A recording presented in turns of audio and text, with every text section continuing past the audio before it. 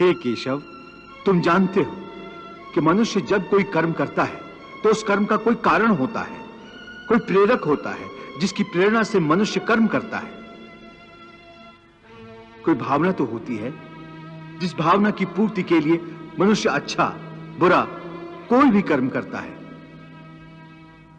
अर्थात कर्म की जड़ में एक भावना होती है और भावना की जड़ में कोई ना कोई रिश्ता होता है, क्योंकि किसी संबंध, किसी रिश्ते के बगैर तो भावना पैदा नहीं हो सकती। अर्जुन, तुम ठीक कह रहे हो। संबंधों और रिश्तों से ही भावनाओं का स्रोत फूटता है, परंतु भावनाओं की यह नदी जल्दी सूख जाती है, बिल्कुल ऐसे जैसे आग में पानी की बूंद तुरंत ही लुप्त हो जाती है। मरने वाले की चिता के ठंडे होने से पहले ही रिश्तेदारों की आंखों के आंसू भी सूख जाते हैं। कोई 2 घड़ी आंसू बहाता है, कोई 2 दिन। बहुत रोती है तो मां, वो भी चंद दिनों में फिर संसार की माया में फंसकर अपने दूसरे कर्म में लग जाती है।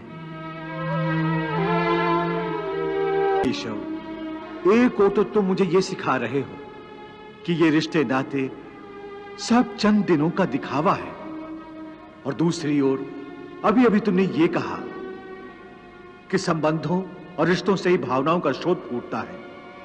कहा था ना?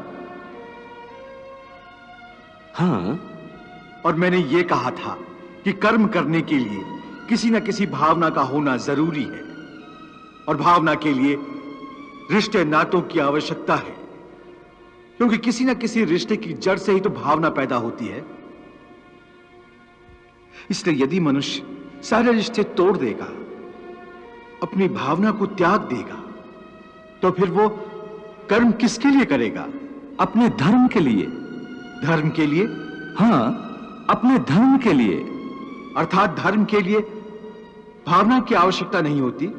नहीं, धर्म के लिए भावना की नहीं, बल्कि अपने कर्तव्य के ज्ञान की आवश्यकता है।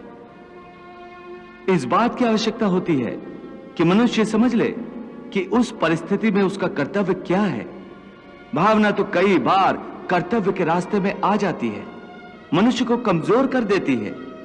जैसे इस समय तुम्हारी भावनाओं के कारण तुम्हारे मन में जो मोह उत्पन्न हो गया है, वो तुम्हें कर्तव्य के रास्ते से भटका आ रहा है। इसलिए शास्त्र कहता है कि कर्तव्य भावना से ऊंचा है। अभी तुमने बड़े ज्ञानियों जैसे तर्क किए कि कर्म के लिए कोई प्रेरणा होनी चाहिए और प्रेरणा के लिए कोई भावना आवश्यक है। ये सारे तर्क मोहजनित हैं।